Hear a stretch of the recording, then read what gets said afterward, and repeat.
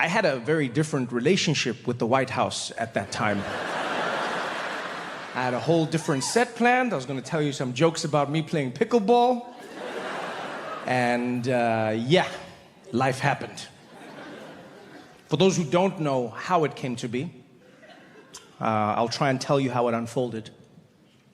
I was hosting the Grammy Awards.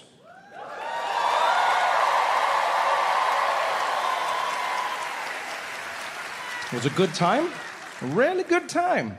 And then it wasn't. I hosted the show, had to catch a flight back to the East Coast to come and do shows, right?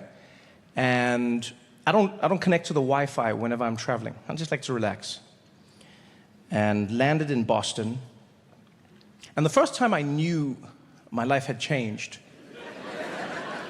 was when someone walked past me on the plane as I was packing my laptop bag, and he just held me on the shoulder and he's like, "Trevor, you fight. You got this. Fight. Come on, you got this." It's like, did I look like I was struggling that much? Walking through the airport, people were giving me randos. Yeah, hey, yeah. Except black people. Black people were like, "Hey, man."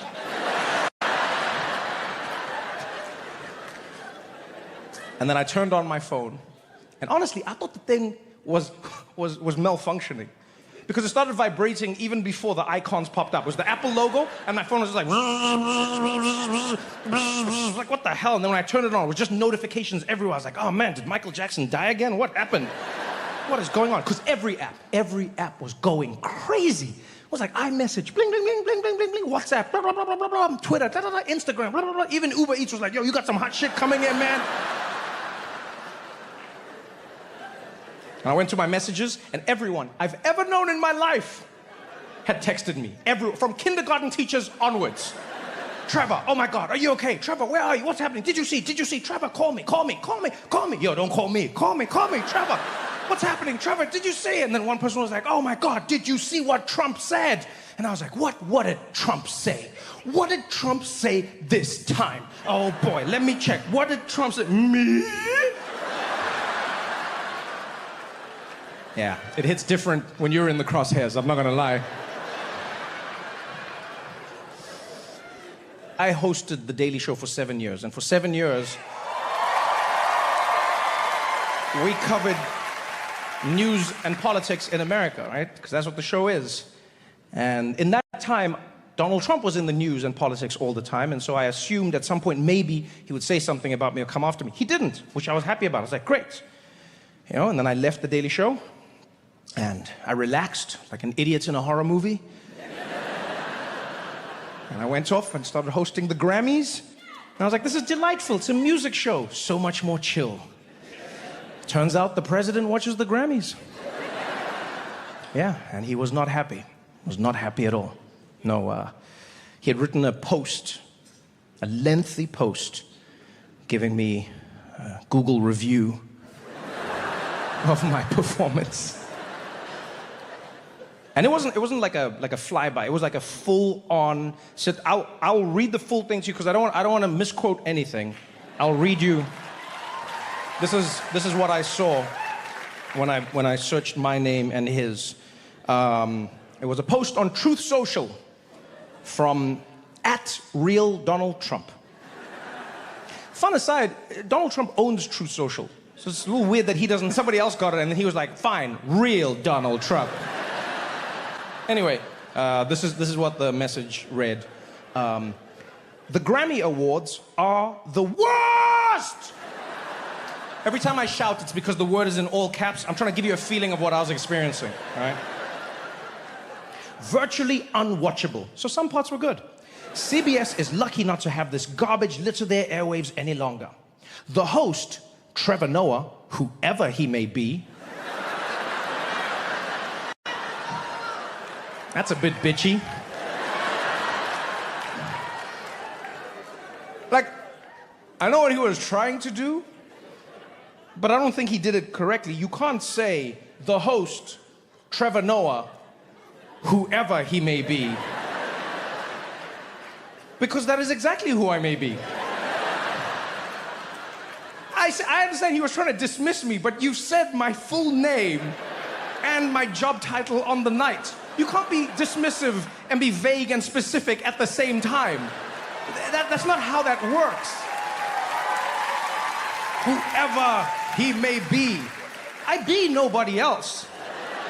There is no may in this equation. That is exactly who I be. 767281135. Whoever he may be. No, that is me. It's weird. Like, you don't use that phrase when you know the person, whoever he may. You use that phrase when a stranger has ridden through your town and deflowered your daughter. That's when you use the phrase, I'm gonna kill that man, whoever he may be.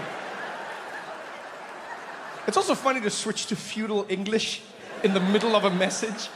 Right? It's just like, whoever he may be, fee, fi, fo, fum.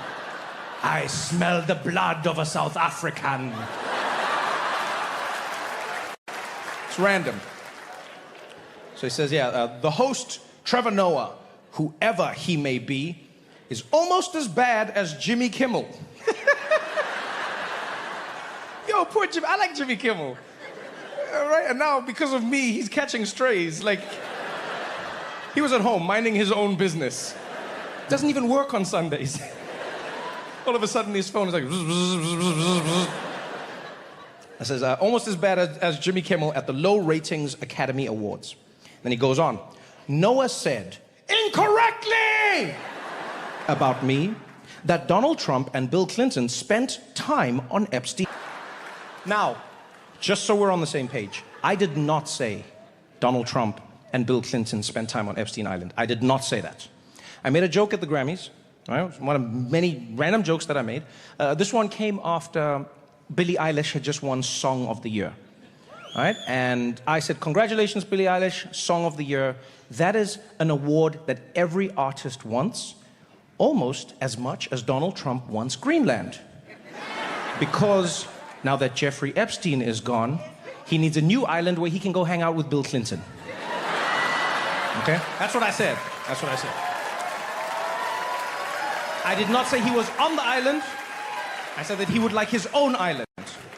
Clearly a joke as well, because he wouldn't go with Bill Clinton, right? And Greenland is a terrible substitute for Epstein Island. Completely different climate, completely different vibe, all right? So he says, and Bill Clinton spent time on Epstein Island. Wrong! I can't speak for Bill.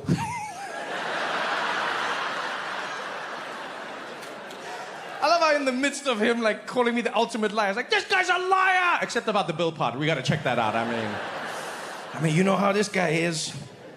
But I have never been to Epstein Island, nor... Epstein Island is not what people are litigating. Right? It's your proximity to the man who owned Epstein Island. It's not the land that's an issue. You know? It's not like, where were you in the Caribbean? Epstein Island? No, Jamaica. Busted! No. Nor anywhere close. And until tonight's false and defamatory statement, have never been accused of being there. Really? I was the first.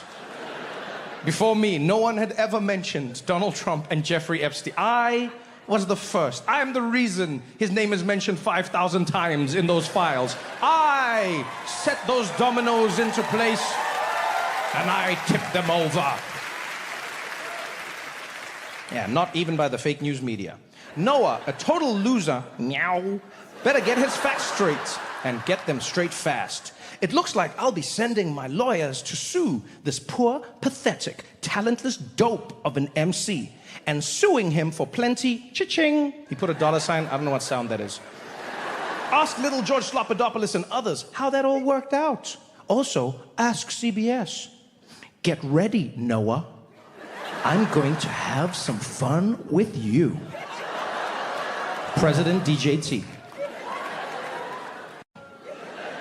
Now, that is get ready, Noah. I'm going to have some fun with you.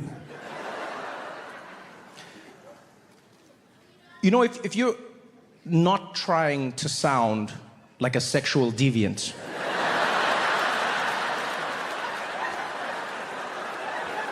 this is not the line I would recommend.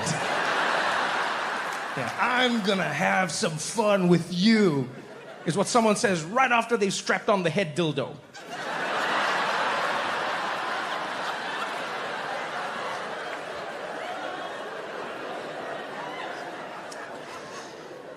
So yeah, that was my Monday. And I'll be honest, I wasn't too worried. You know, Donald Trump watches TV regularly, gets angry about what he sees, posts about it, and oftentimes he moves on. I thought something else would come along, right? Because in many ways he's like a squirrel that watches TV. Yeah, he'll be fully yeah, same size hands. So I was like, it'll move, it'll change. And it did. The next day, the big topic, looming government shutdown. Because you know America's government is always on the edge of shutting down. I mean, at this point, I think you guys should switch to a family plan, right? Well, month-to-month thing is not working out. But they were interviewing the president about this. This is a serious topic. And in the middle of a conversation about the government shutdown, some journalist from the back of the room shouts out, "Mr. President, are you going to sue Trevor Noah for what he said at the Grammys?" I'm like, dick? I was gone. Yeah, I always wondered what happened to that kid who was like, "Oh, teacher, you forgot to give us the homework." Then Trump went back in. "Oh yeah, Trevor Noah said I was on Epstein. Gonna sue him. Total lightweight, loser." Yeah, and so now I might be getting sued by the President of the United States. Yeah. I don't know. I don't know if it's a woo. I don't know if it's a ooh. No, I'll be honest with you. I don't know how to feel because I don't know how this will play out. If it was a normal time, I'd be pretty confident. Donald Trump would sue me. A judge with First Amendment protections, free expression, jokes, satire, all of these things are covered in a regular time. And it would be Donald Trump suing me, well, whatever. But now it's not Donald Trump. Now I'm being sued by the President of the United States, Donald Trump. And I don't know what that means.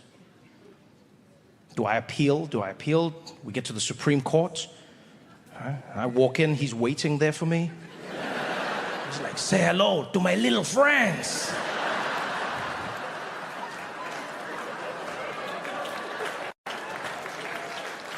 I don't know. Nobody knows. Yeah, with him, there is no knowing. You know? Just ask Nicolas Maduro, former president of Venezuela and current inmate of New York City. Yeah, he was president of Venezuela. And then all of a sudden, he wasn't. The story is even crazier. What happened was, and you can go check this yourself, what happened was, Nicolas Maduro was on TV giving an interview. And then he joked about how people are threatening him, alluding to Donald Trump. And he was like, "Man, I'll be fine, we'll be good." And then he played a song, "No War, Just Peace," by doing Donald Trump's dance move. Like the move, singular. Right? Yeah, he did the move. So he came on and then he did the... You know the move, the double jerk off.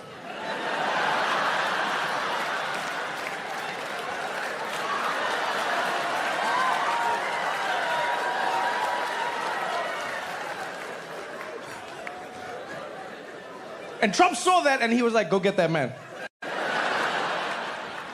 Go get that man."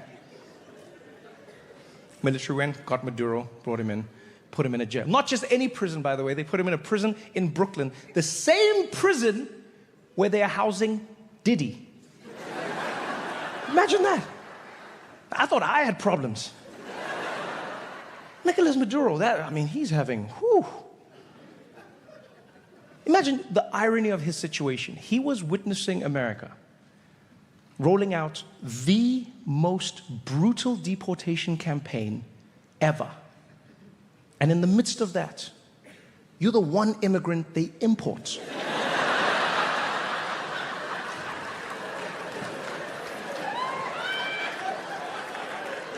Maduro's probably the only immigrant. Phone call for them. He's like, "Hello, ICE, come get me, man, come get me." Yeah. No, come on, I'll fly myself. Let's work together. Come on, we can do this, guys. We can do this. That's why I say you don't know how it's going to go. Nobody knows anymore. What a crazy twist of fate. Can you imagine? For decades, you ruled your empire with an iron fist. You terrorized people around you. You were violent, never held accountable. And now they've taken away all your oil and you're in the same prison as Nicolas Maduro.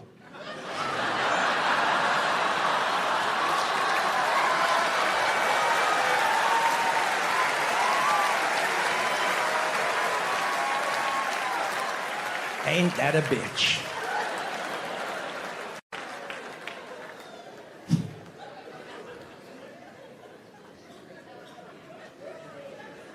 The one silver lining of this whole situation is that now would be the perfect time for an alien invasion. There's no good time. I think we can all agree on that. But if I had to pick a time, I would say this is the best time. Yeah. It's not going to be good for us. Right? We know we don't stand a chance. If they can travel through space-time, our weapons mean nothing. We're probably just going to annoy them with our guns. Pew, pew, pew, pew. You know, they're going to get here, and we've seen how it turns out, right? They fly in, they're going to blow everything up. We've watched Independence Day. We know how this happens, right? Yeah, and even if Will Smith helps, he can only slap like one at a time, you know?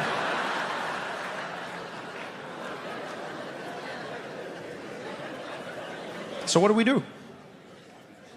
I think about it all the time. Genuine. I think about alien invasions all the time. It is my Roman Empire. Like, what are we gonna do? What are we gonna do? Well, I never used to think about this. Like when I lived in South Africa, this was nowhere in my mind. But in America, it's a real thing. Yeah, because when aliens come, this is where they're gonna come. Yeah, they're gonna fly here. They come straight to Washington, D.C., blow up the White House. And they go to other countries, you know, they go to London, blow up Big Ben. You know what time it is? And they fly to other landmarks, blow everything up. I know, it's an issue. America first, I get it. Yeah. When I was in South Africa, because I knew when aliens invade, they're gonna blow up the world. But the one place they don't go is Africa. Yeah, you've seen the movies. They never invade Africa. I used to watch those movies all the time, and I'd wait. In the movie, the president would come and be like, citizens of Earth, aliens are invading our planet. Then you'd see the aliens invade. And then you'd be like, wait, I guess Africa's not on the planet? What is happening? They never invaded. Can you think of a single movie where they invaded Africa? No. What? District 9. No. And screw you for trying to mess up my special. Sitting up there in the balcony like a king. District 9, I tell you. Off with his head. No. District 9, it's a good attempt, but no. If you remember the plot of District 9, the aliens didn't invade Africa. The aliens crash landed in Africa. And then they spent the rest of the movie trying to escape. Because we don't mess around.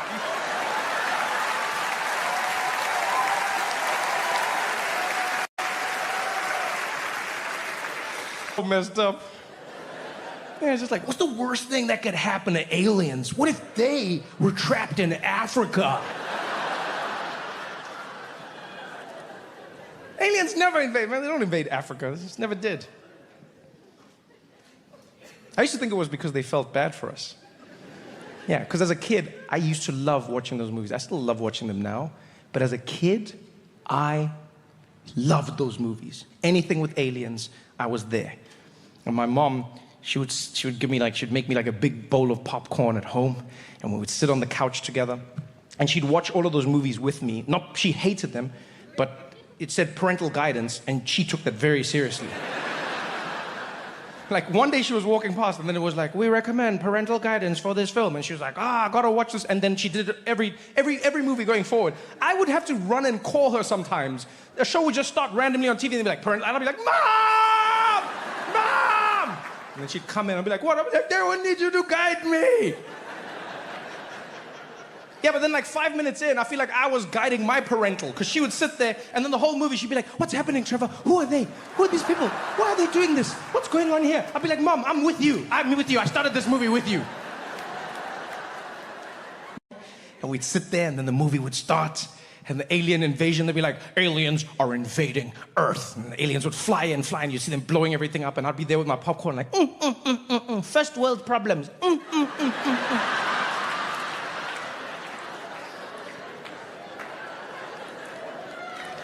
I genuinely thought, I was a little kid. If you ask me, like, how come you never see them in Africa? I was like, oh, because they feel bad. I thought the aliens felt bad for Africa. You know, there'd be the ship that would fly over each continent to blow it up. And then there'd be one over the African continent, 2 aliens in the cockpit, like, Prepare to launch photon lasers. You get ready on your command. 3, 2, 1. Wait, hold on. I think we already did this continent. I think we've been here. Negative. We've never been here before. Blow it up. What am I blowing up? Look at this shit. Something already happened. What the hell's going on here, dude? What am I supposed to blow up? Who did this? I don't know. Checking now. Beep, beep, beep, beep, beep, beep. It says it was the British.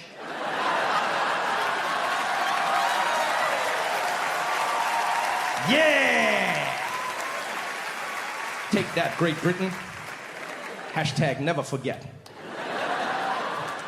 Those alien movies, man, they made my day, but they terrified me. Because every time it didn't go well, the aliens fly in, they conquer the Earth, we win by luck because it's a movie, but in real life, I don't know. It's not good. We have no chance. If aliens invade, we have no hope. Or at least we had no hope. Now there is. And it goes by the name Donald J. Trump. Whoever he may be.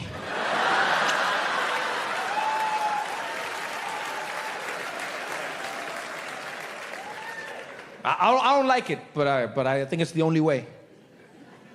Yeah. As soon as the alien invasion begins, we know how it starts. It's going to be that giant mothership that flies into our orbit, and that massive thing that blocks out the sun. They have a giant speaker under the ship that plays the music. It creates the ambiance. Yeah, there's one alien on the inside playing a little organ. He's just like, they're not ready for this one, B. Ha-ha, yeah. Down to give us the bad news. The one that lands like, boom, and they come out. Take me to your leader. All right, and they meet the leader, kill the leader, and then it's done. Yeah, they normally pick the most annoying alien for that job. Right? You got to be a specific type of entitled to just believe you can speak to the leader. Like, who are you? So on the alien ship, they'll normally pick the Karen alien. They'll be like, all right, chatting to each other like, who are we gonna send down to this planet? Listen, Karen, she's the best for this. Karen, you're going down. Oh my God, why is it always me? I hate this so much. You guys are always sending me. I can't believe this. I want to speak to the manager. She's perfect. they send that alien down and give us the bad news. With Trump, we have hope, but we have to act quick, people, real quick. As soon as they tell us aliens are here, NASA tells us they've reached our orbit, we act together as a planet. And what we need to do is we make Donald Trump king of the world. I see some of you are confused. The good news is he won't ask any questions. All right? We just go to the White House, we're like, Mr. Trump, you are now king of the world. And he'd be like, I knew it, yeah. And then we give him a little Burger King crown, and then we go and wait for the aliens outside. Aliens land, they come out, that one is just like, take me to your leader. Leader, come meet the leader. Take me now. Yeah, of course, we're gonna take you there. How you doing, by the way? You looking good, you're on Ozempic, what's going on there? You're looking great. Come on, come meet the leader. We get to the White House, and we're like, King Trump. This is the alien. Alien, this is King Trump. Are you the ruler of this planet? And be like, that's right. I'm the ruler of this planet. Planet Earth, or as I call her, Big Blue. Beautiful, beautiful blue, floating up in space. She's up there spinning around, spinning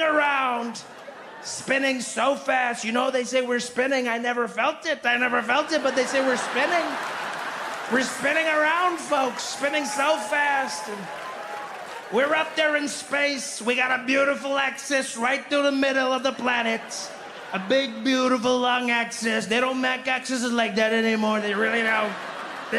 And we got that axis, and it's tilted, you know, it's tilted.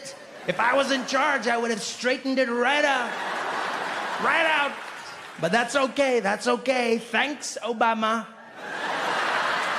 And it's up there, floating up in space. A beautiful planet, beautiful blue. We got a beautiful moon. Looks like a nipple on a boob. That's what it looks like. Like one boob floating in space. Should be two. I always say two boobs. Better than one. But one better than none. Can I say boobs? I said it, folks. I said boobs. And I'm the ruler of this planet. What do you want? What do you need? What can I do for you? They'd be like, burp, burp, beep, sorry, we didn't know it was already invaded. Boop, boop, beep, beep. Beep, boop, beep, beep.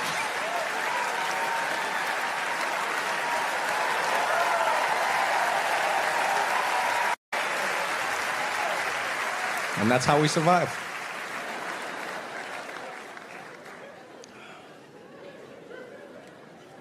Be honest, we wouldn't be shocked if we found out he was an alien. I actually think we'd be relieved. You know, people are like, oh my God, that explains it. Yeah, if two aliens that looked exactly like him, like a mom and dad version of him, came down and they land on the planet, they're like, help us, we left our son here many decades ago. Where's our baby? We'd be like, come on. Can't get your baby. Because he is, man. He's out of this world.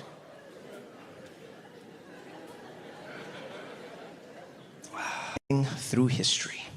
Do you ever think about that?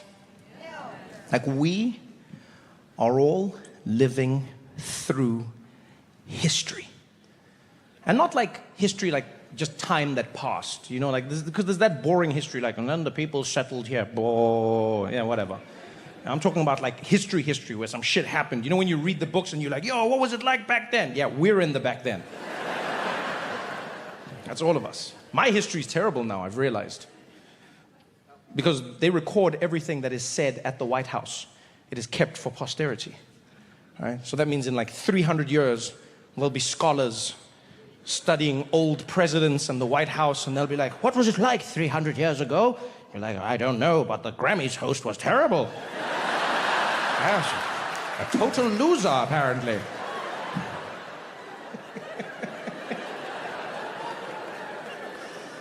And a bunny was performing at the Super Bowl. Also terrible. Absolutely terrible. What a time.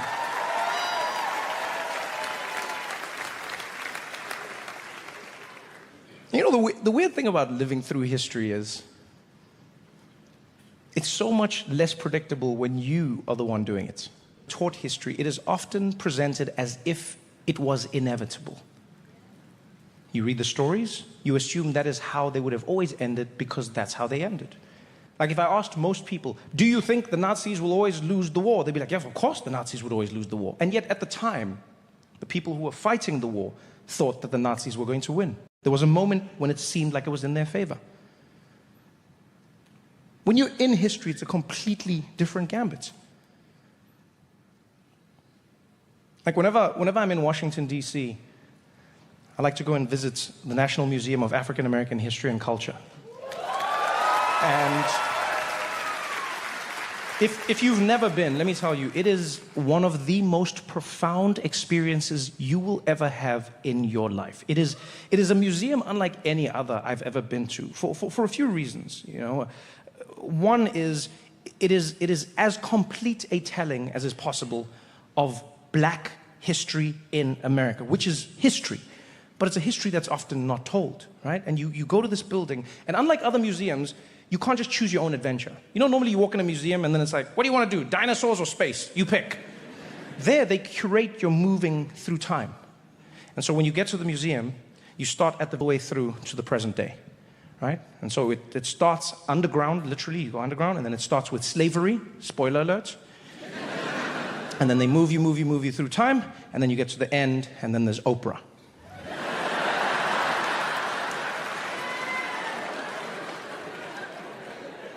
That museum truly, like, it'll make you ask every question of yourself. I was there on my most recent trip, and I was walking through the beginning level, and it's underground, and it's chattel slavery, the transatlantic slave trade, and then the Underground Railroad. And so it's an emotional ride as well. You know, it's painful, it's oppression, and then there's this moment where you can see people rising up and fighting for what they believe in, overcoming. And because it's so engaging, you see people experiencing it in a different way. There were these two kids next to me, maybe 14 years old, and they were having a conversation that I was eavesdropping on, and the one turns to the other one, he's like, yo, man, he's like, what would you have done if you was around back then, man? He's like, would you have been a slave? He's like, yeah, well, yo, what? He's like, nah, they would have had the wrong one, man. They would have had the wrong one. Yo, I would have cooked their ass, man. You trying to make me a slave? I would have cooked their ass. He's like, nah, you capping. He's like, nah, for real, I would have cooked. I was like, either this is the delusion of youth, which is necessary for a revolution, or that's who they would be. Either way, it didn't matter. What I loved is that they were asking the question, who will you be when history calls? Because of them, I found myself asking the question, and honestly, I think I need to work on my self-esteem, because I came up with nothing as heroic. Like, if you asked me, Trevor, what would you do during slavery? I'll be like, I would have worked really hard and seen what happened. I don't think I would have been a hero. I don't have it. I'm impressed by people who say those things. If I was around back then, if I was in the store when they robbed it, I would have done. I don't have that in me. I don't. Like, I would be in the field, and I'd just be working hard, and I'd be minding my own business, you know, and the guy on the horse would come and be like, you better work hard, boy. You better pick that goddamn cotton. I'd be like, yes, master. That's a picking this cotton, master.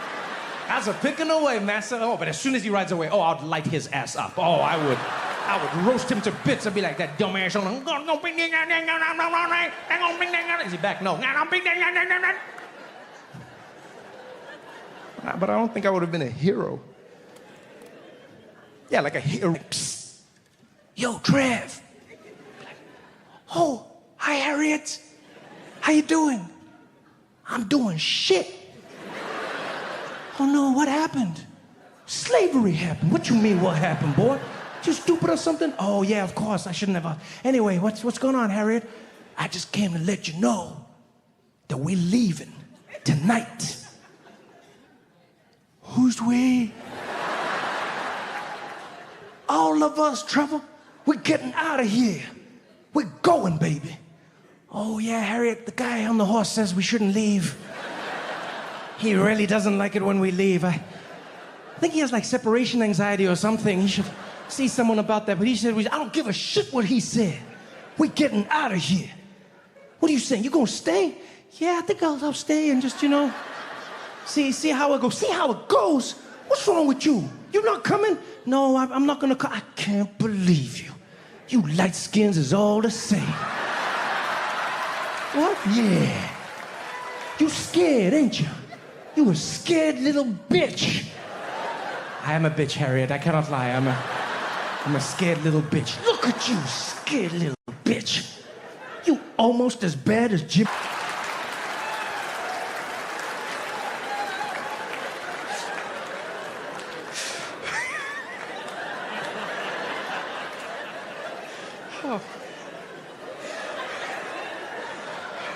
Sorry, sometimes I do jokes just for me. I'm sorry. Oh, man. Everyone was asking themselves the question. Everyone. One of the most unique encounters I experienced happened when there was a group of white people who were standing at the exhibit, and they were very, very liberal white people, right? Like very liberal white, like very, very liberal white people. Like they were feeling it more than the black people there. They were.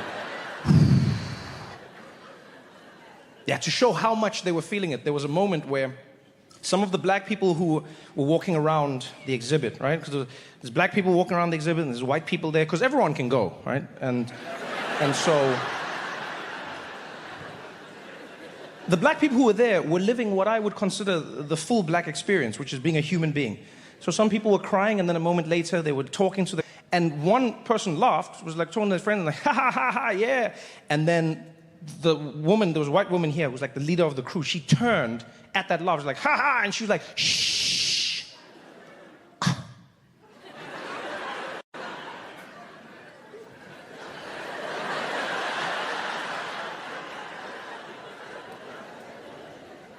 That's how liberal they were.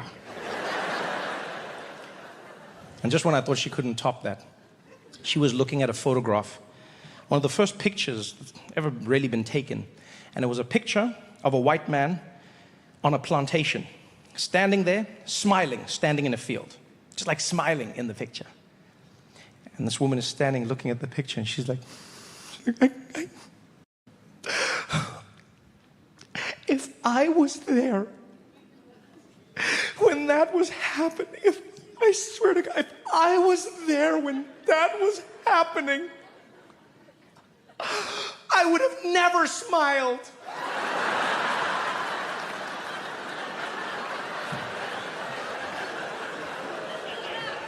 You know when a sentence has the exact conclusion you did not predict? Like this was, I thought she was going, if I was there, I would have fought, I would have had slaves, but I wouldn't have enjoyed it. Just be crying, I'm so sorry this is happening to you. I'm so sorry. Yeah, dust behind the couch as well, but I'm so sorry. I can't. It was really, really something. You know, you moved through that level there for more than an hour. At the end of it, I was so taken by the question that I was asking myself, who will you be when history calls, that I texted one of my best friends, David Meyer. He's actually the first American I ever became friends with. He came to South Africa by chance 20 years ago, was on like a school project. We met by chance, became friends by chance, and then he convinced me to come to America and do comedy, which I had never planned to do. The rest is history. So we've been friends since that day, right? And yeah, it's a beautiful story. And also, our lives are so different. He's this 6'5", lanky white boy from North Carolina, right? Sweetest guy ever, super sincere. And because of that, I love playing pranks on him. And as we left that exhibit, I texted him, and I was like, yo, Dave, I need to ask you a favor. And he responded, he's like, yo, dude, what's up? And I said, if slavery comes back, do you promise to have me as one of your slaves and treat... And then he responded, he was like, dude, what? And I said, do you promise to have me as your slave and treat me very well? And he was like, what are you talking about? And I said, yes or no? And then I just saw the little dots, and it was like typing, typing, typing, typing, typing, typing, typing, typing, and then he called me. I was like, yo, what's up? He's like, dude, what are you even talking about, man? What is happening? What do you mean slavery? I was like, I just want to know from you, Dave. If slavery comes back, do you promise to have me as one of your slaves and treat me really well? He's like, dude, no. What do you mean? Slavery is not coming back. Slavery is not coming back. I was like, that's what they said about Ghostbusters. Just answer the question. Will you or will you not have me as one of you? He's like, no, dude, no. No, I would never have you as one of my slaves. I would never own slaves, like enslaved people, actually. I would never have enslaved people. I don't think that's right. I was like, yo, save your sanctimonious bullshit right now, Dave. I just want to know if you would have me as one of your slaves or not and treat me well. He's like, no, I would never do that. I was like, oh, okay, I see. So you're just going to let me be somebody else's slave. That's what you're saying. Huh? Slavery comes back, and now they catch me, and now they're busy whipping me because my best friend wouldn't use his white privilege to help me by making me one of his slaves so that we could hang out, huh? I'm in a field. I could be with you in the house playing PlayStation, Dave, huh? Yeah, we could be back in Call of Duty, in Verdansk, like the good old days. But no, you want to be so woke that I get whipped by another white person who wants to keep slaves. He's like, no, dude. I was like, you want me to be a slave? He's like, no, dude. I was like, you want me to be whipped, don't you? He's like, no, dude, okay. He's like, okay, all right, fine, dude. If slavery came back, then yeah, I'd have you as one of my slaves, and I'll treat you well. I was like, aha, so you would have slaves.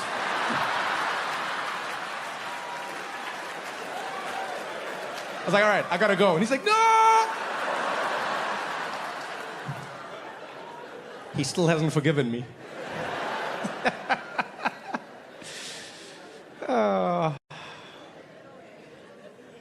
Who will you be when history calls? It's so much easier when it's hypothetical. As you move from one exhibit to the next, move through Reconstruction, Jim Crow, you get to the Civil Rights Movement. And it's impressive on its own, but because it has now been 60 years since the I Have a Dream speech looks at Dr. Martin Luther King's life. And you get to see his writings, his thoughts, his journals, his letters to other people, his letters to the public, his correspondences with his friends, interviews, you name it. Like, you see his life in a detail that I think very few of us ever have. And I don't want to speak for everyone, but I feel like when we're taught about MLK, it's a really sanitized, flat version of his life. Do you know what I mean? It seems really simple and inevitable. You know, whenever you're taught the story, it's just like, there was a man named MLK, he didn't like what was happening, and he marched on a bridge, he had a dream, and he lived happily ever after. Happy MLK Day, 50% off your mattress. But when you see his life, it's not like that. Because that, like, genuinely, when people talk about it, there'll be the Happy MLK Day, and then it almost sounds like a Disney movie. It has like the same plot as a Disney movie, It's just like, this summer, one man, one dream, changed the world. I have a dream. Timothy Chalamet is Martin Luther King, only on Disney Plus.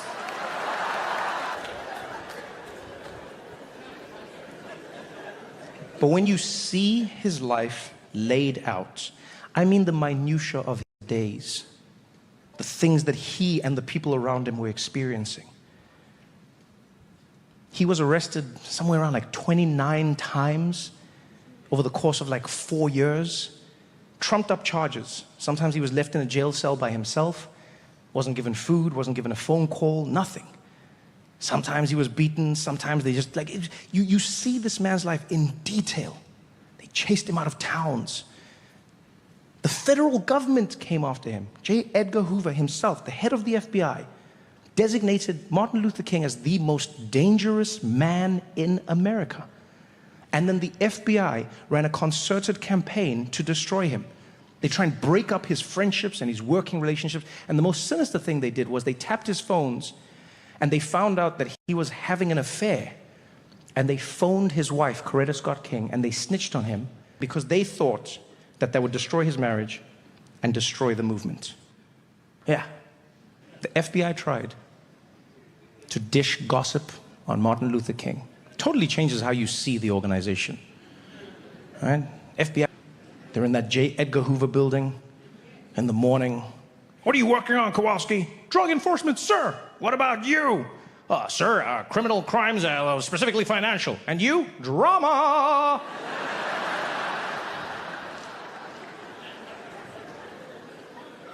You see everything that happened to MLK, everything. Some of it internal because he writes about it, some of it external because people are observing. One of the sections that really lays out what it was like is a 4-year stretch where Dr. King and other black people would try to go and get served in restaurants that were segregating black people and weren't allowing them to get food. They would walk into the restaurants, they would sit down, dressed to the nines, and they would get denied service. They would get kicked out, they would get cursed at, spat on.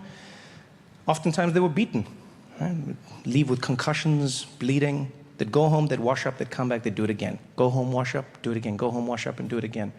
And now, when we talk about it, we go, well, they did the right thing because look how it turned out. Yes, but when you read his life, you go, it wasn't inevitable.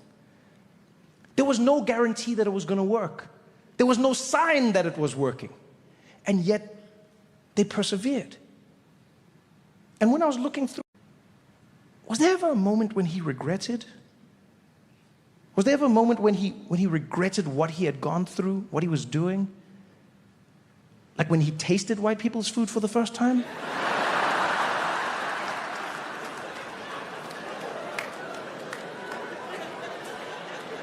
No, because you realize until that point it was theoretical, right? Black people had never been served in these establishments. They only wished to be served in these establishments. But they had never eaten there. Right? They would just sit down at the counter. And the owner would come and be like, God damn it! I told you I don't want your kind around here. Get out of here, boy! And be like, oh, my brother, I have a dream. I have a dream that one day, regardless of the color of our skin, all people will be allowed to sit here, our brothers and sisters, black and white alike, and America will come good on its promise that all men are created equal. I have a dream that one day, oh, shut up. You've won. They changed the laws. Look at the TV. Here's your food. Thank you very much.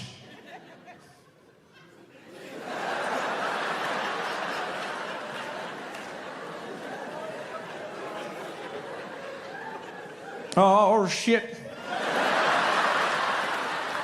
Now I have a new dream. I have a new dream that one day white people will discover seasoning. And I have a dream that they will no longer consider black pepper to be a spice. I have a dream that we will all come together to defeat the real white devil, mayonnaise.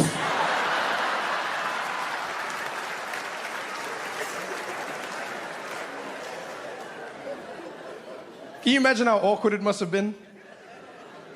That first walk after that first meal. Martin and his boys walking into the parking lot. Dead quiet.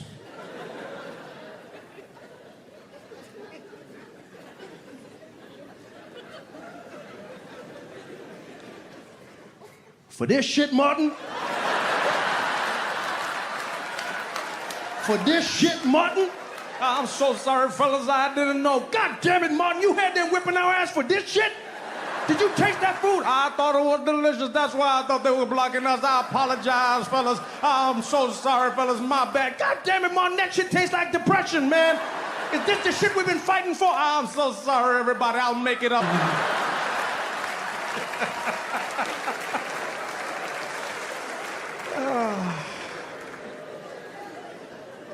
Who will you be when history calls?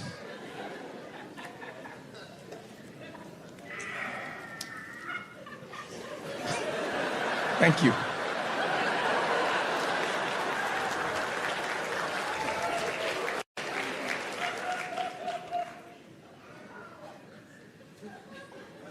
You know, the conundrum of life is that just because the big is happening doesn't mean that the small stops. Just because the big is happening doesn't mean that the small stops. You know? It's one of the conundrums of life. How much of the big do you focus on, and how much of the small do you pay any heed? It was captured perfect for me. There was an exchange that I saw online between two people. Someone posted, just graduated, really excited, got straight A's, party at my house, everyone's invited. And then people started posting, and then someone jumped in the comments and was like, really? Throwing a party at a time like this? Read the room, look around you. Is now the time to be celebrating? This is not the time to throw parties when we're at it. And it was this whole thing, and then it devolved into a huge fight. And I'll be honest with you, I could actually see where both people were coming from. Emotionally, I got it. On the one hand, someone was saying, how can you throw a celebration at a time when it feels like the world as we know it has fallen apart? How can you be joyous when it looks like every norm and institution we have understood that makes up the fabric of society is falling apart? Our public trust is falling apart. Our trust in each other is falling. How can you throw a party? But the other person was saying, how can I not? I have lived and worked my entire life to get to this place. I have finally achieved it against all odds. And so for this moment, I wish to enjoy. And both are right, right? Both are right. In every hospital around the world, there's a ward where a baby has just been born and another where somebody has just died. Jubilation at the start of a new life. Despair at the loss of someone you've always loved. Neither ward incorrect. But then I got an answer for myself in one of the most random places. I was reading a book. There was accounts from soldiers who served during World War I. And they're talking to veterans who had been there at the time. And this book goes through their experiences. And a lot of them talk about the trench warfare, which was some of the worst warfare man has ever invented. Right? When it went on for years and years and years, and these soldiers would cycle in and cycle out. Every day could have been their last. And in the midst of all of this despair, there's one common thread that you see with every single soldier that they speak to, almost every single one. And that is that they found their joy in the trenches. They have these moments where they host card games and they play around. They had a satirical newspaper that they started. And they'd make jokes about their commanding officers and what was happening in the war and each other.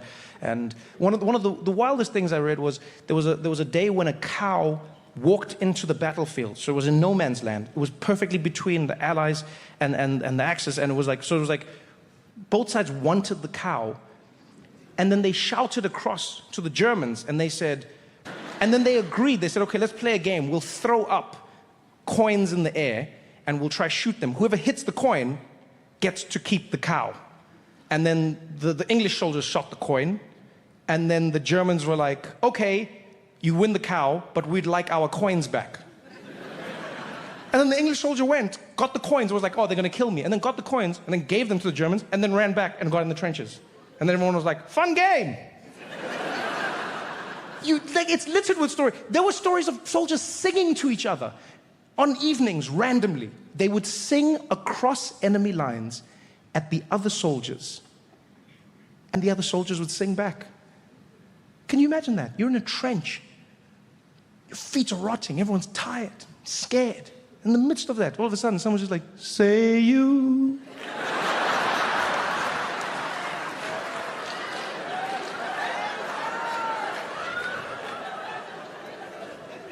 They found their joy in the trenches. And it hit me because it made me realize they remembered what they were fighting for. They were fighting to live. They weren't fighting to fight. If you forget what you're fighting for, then there's no point in fighting. You're fighting to be joyous. You're fighting to explore yourself. You don't just fight to fight. You're fighting to live. Just because the big is happening doesn't mean that the small stops.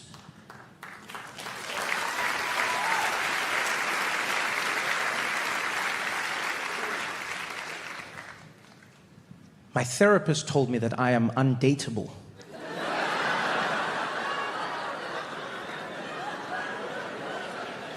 Yeah. In a session, and she just turned to me and she said, Trevor, I think it is because you are undateable. I was like, huh, I guess you also didn't like the Grammys. She told me this at the end of a session, which I feel like should be illegal. Right? Well, like therapists will drop a bomb on you at the end of a session and then just expect you to wait. It'll just be like, yeah, and that's why your father could never love you. And you're like, what? Oh, yeah, we've run out of time. I'll see you next time. No! No, next video, next video. I don't want to wait a week. I want Netflix therapy, not HBO. I had to wait 2 weeks, and then in my next session, I was like, wait, let's go into it. And it was like, yeah, skip recap. Let's go. And she was like, well, Trevor, I was thinking about, you and relationships and what we're talking about. And we're talking about trying to understand why, and we're delving into it. And she said, I think it's because you are undateable. And then she broke it down for me. She said, there are a few reasons.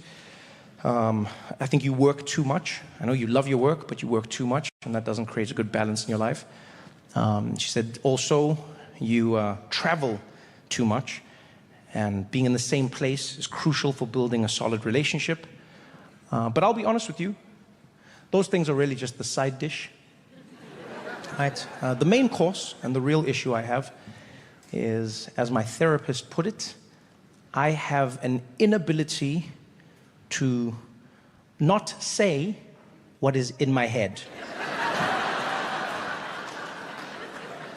And she taught me that one of the keys to a long, successful relationship is knowing when to think and when to speak. Yeah. And I was like, I don't have that problem. I'm a good communicator. She's like, no, Trevor, oftentimes you have thoughts and you immediately say them. You just have the thought and it comes out your mouth. And Trump was like, tell him, girl.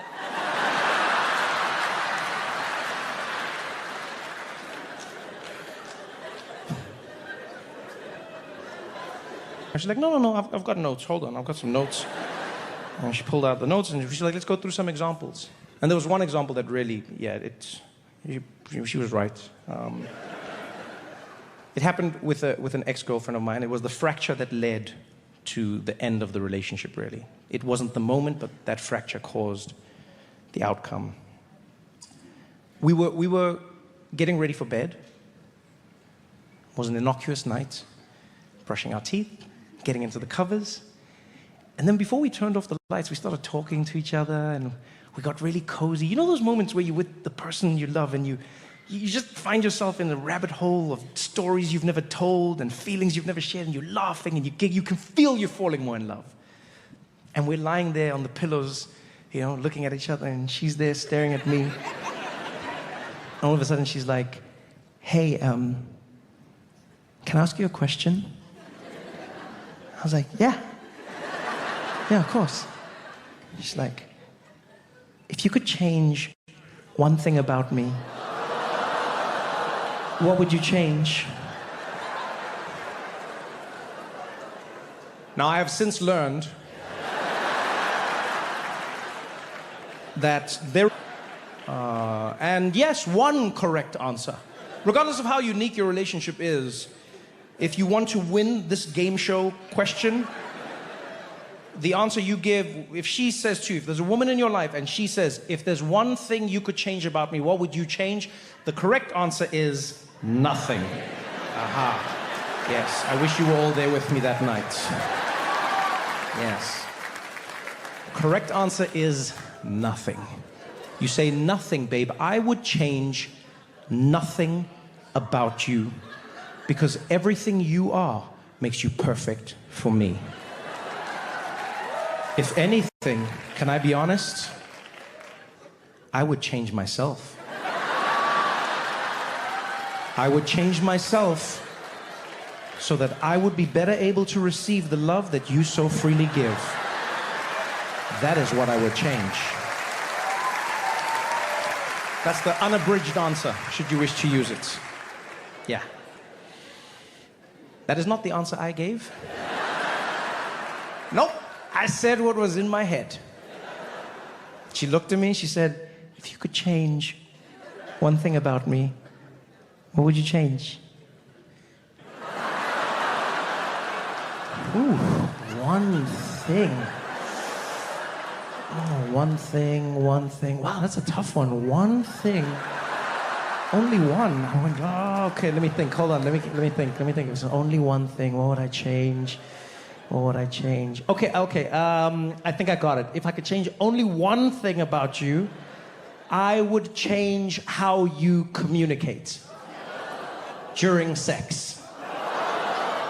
And she was like, what? Yeah, and then it snowballed.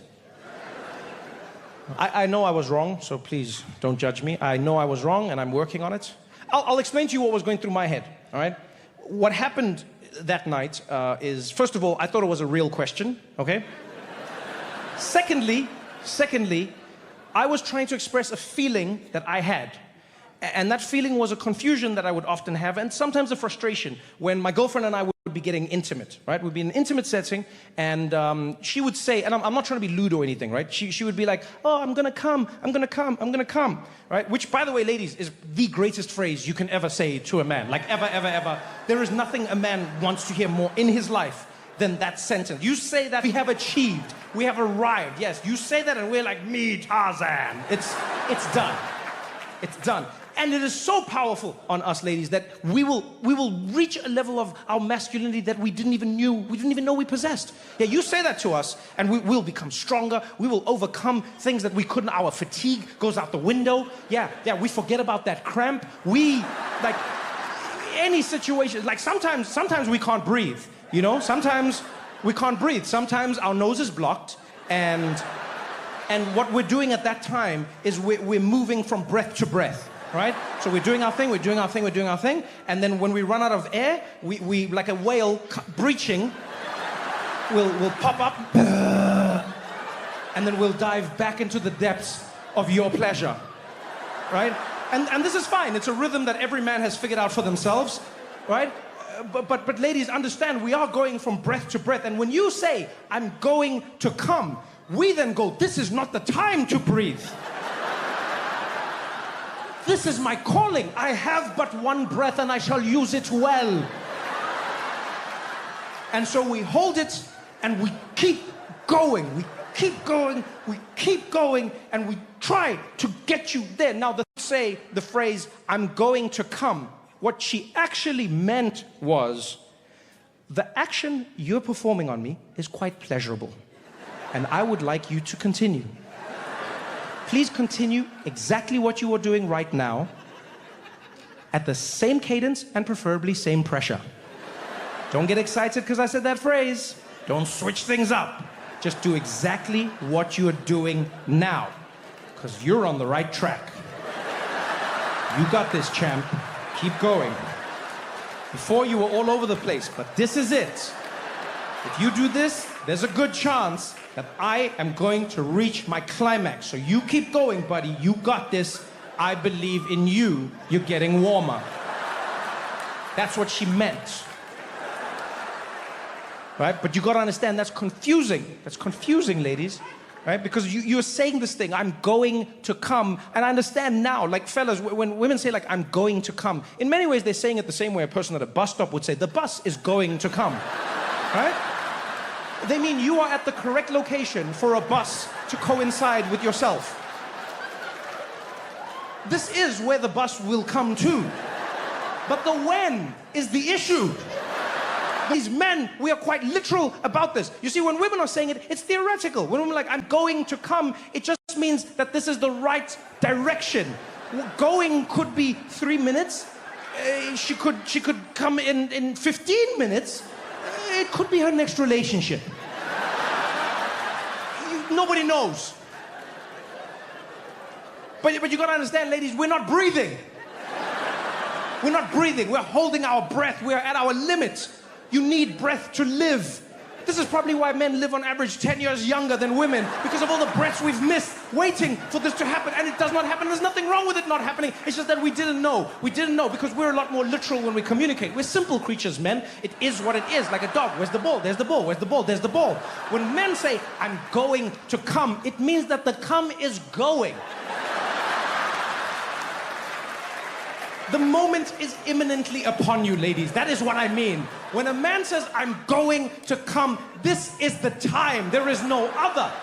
There is no ad break you can take. There is no pause you can make. The come is happening in this moment. You cannot blink. You step in the road, the bus will hit you. That's what I'm saying. The bus is there now. The bus is there right now. You'll be like, where's the bus? There's the bus. There's the bus. When he says, I'm going, already have. I'm not gonna lie. Sometimes it's already happened. I'm just going to be honest with you. Sometimes it's already happened, and we were trying to not make it happen, and then we're like a little kid snitching on ourselves. We just mess up the tense. You know, we'll be like, Mommy, I'm going to break something in the kitchen. It's already broken. It's already broken. And so that's why the worst thing you can say at that moment, ladies, is, oh, not yet. No, yet has already occurred.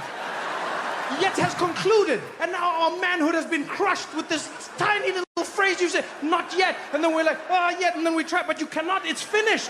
It's fading away. We know it is. And so then we just were like, I'm going to do it anyway. What do you mean you're doing it? I'm doing it anyway. Oh, my God, I can't believe you wouldn't wait for me. I'm a man. I do whatever I want. You can't tell me when I should or shouldn't. So you don't care about me. I don't care about myself. And that's why I'm still single. Yo, DC, you guys have been amazing, man. Thank you so much for coming out tonight. Thank you for coming. Have a wonderful evening. Good night.